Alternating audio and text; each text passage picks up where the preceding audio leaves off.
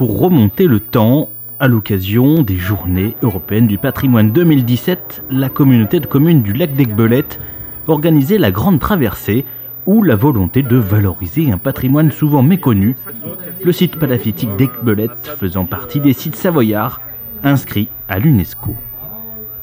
Pendant 3 jours, des activités de sensibilisation sur ces périodes du néolithique et de l'âge de bronze étaient donc proposées, et notamment aux plus jeunes. Ça a commencé vendredi pour les scolaires du territoire.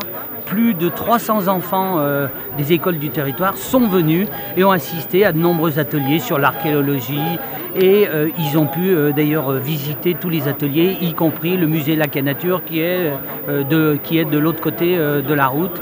La Grande Traversée, c'était aussi et surtout l'idée d'organiser une course de pirogues.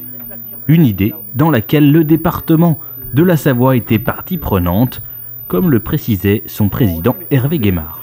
Le département aide la communauté de communes du lac d'Aiguebelette qui lance aujourd'hui cette opération de la Grande Traversée et nous avons financé 2 pirogues avec du bois qui vient de la forêt départementale du Val d'Aillon dans les Bauges et qui a été réalisé par un artisan du secteur à Tigny-en-Saint, donc c'est vraiment formidable. Et pour arriver à ce résultat, avec cette pirogue pesant encore quelques 700 kilos, le département de la Savoie aura pu compter sur l'expertise de plusieurs de ses directions, à commencer il y a quelques semaines dans les Bauges, par l'intervention du service des affaires agricoles, en charge de repérer un arbre destiné à la coupe et surtout assez grand pour pouvoir se transformer en pirogue. Donc nous sommes dans les forêts du département de la Savoie, à Aillon-le-Jeune. C'est un site très ancien puisqu'il appartenait au comte de Savoie avant 1170 et qu'il avait été légué aux moines, qui nous est revenu après la séparation des biens entre l'Église et de l'État. Donc ce sont des forêts qui sont gérées durablement, des véritables forêts de sapins cathédrales. La Savoie, c'est le pays des grands sapins. Et pourquoi ce sapin? Parce que c'est un des plus vieux et qu'il faudra le couper pour laisser la place aux plus jeunes sapins autour pour qu'ils puissent pousser à leur tour, tout simplement. Donc ce sapin va être abattu et on va le mettre en valeur en fabriquant une pirogue.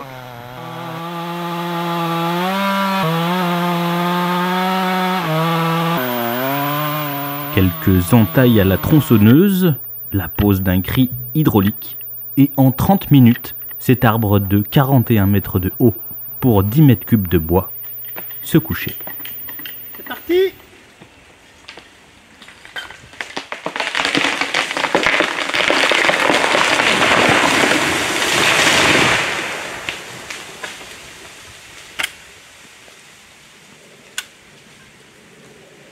Super!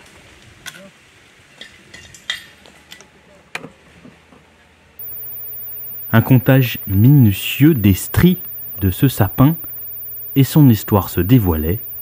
Lui qui a germé en 1840, il y a 178 ans, a connu 20 ans de misère à l'ombre de 2 autres géants en 1955 avant d'être libéré par la coupe de ces 2 encombrants pour atteindre aujourd'hui la taille de 41 mètres et connaître un destin digne de ses plus grands ancêtres, être transformé en pirogue du néolithique. Et quelques jours plus tard, au bord du lac d'Aiguebelette, nous retrouvions notre beau sapin, déjà bien avancé dans sa mue, prêt à rejoindre l'autre pirogue réalisée par David Vial dans un peuplier des Avenières, et ceci grâce au travail de 2 spécialistes mandatés par les experts en archéologie de la conservation départementale du patrimoine du département de la Savoie.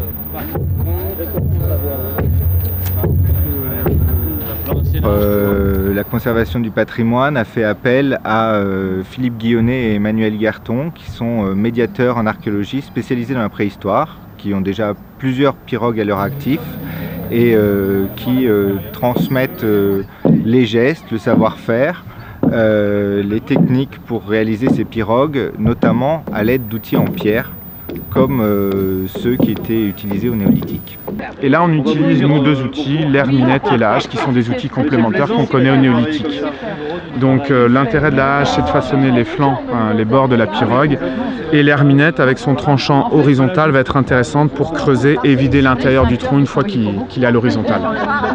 Donc deux outils complémentaires, deux outils efficaces, et puis ce qui est intéressant ici, c'est que lorsqu'on rend les outils fonctionnels, opérationnels, on doit réfléchir à leur emmanchement, parce que très souvent on ne retrouve pas les manches de ces outils-là, on ne retrouve que les lames de pierre qui se sont conservées. Donc on doit réfléchir, par exemple pour une herminette, eh bien, il va falloir utiliser des ligatures. Quel matériau est intéressant pour faire ces ligatures? Là on a une ligature en boyau de porc et on se rend compte de son efficacité en la testant en grandeur nature.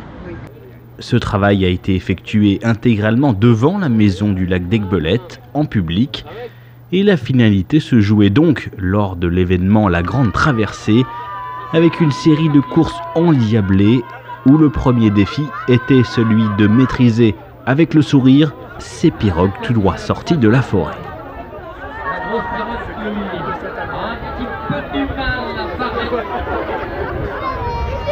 C'est crevant. Non, c'est dur parce qu'elle prend l'eau et elle est vraiment lourde à relancer après les virages. Mais autrement, c'était super. On arrive à se synchroniser à peu près là, au bout de la troisième fois, c'est mieux. Ça demande de s'entraîner. Ah oui, c'est obligé parce qu'on est tous amateurs là. Enfin, il y en a deux dans notre équipe qui connaissent un peu plus, mais... Et qu'est-ce qui vous a poussé à vous inscrire à un événement comme ça? Parce que je fais partie de la DRAC, ministère de la Culture, et que dans notre service, il y a des gens bien impliqués pour les sites palafitiques. Et voilà, c'est à faire, faut le faire, c'est pas tous les jours. La course rassemblait donc des acteurs investis dans le projet pour 21 équipes au total et avec 3 équipes officielles suisses, une équipe officielle autrichienne, une équipe officielle slovène et une équipe de France, avec aussi un clin d'œil à l'aviron, avec les membres de la fédération japonaise d'aviron présents sur le site pour un stage et qui étaient ici invités à venir se tester sur cette course de pirogue. OK? OK. 冷凍20で。はい。ここまで戻ってくる。はい。ここまで戻ってくる。ここまで。わかりました。OK。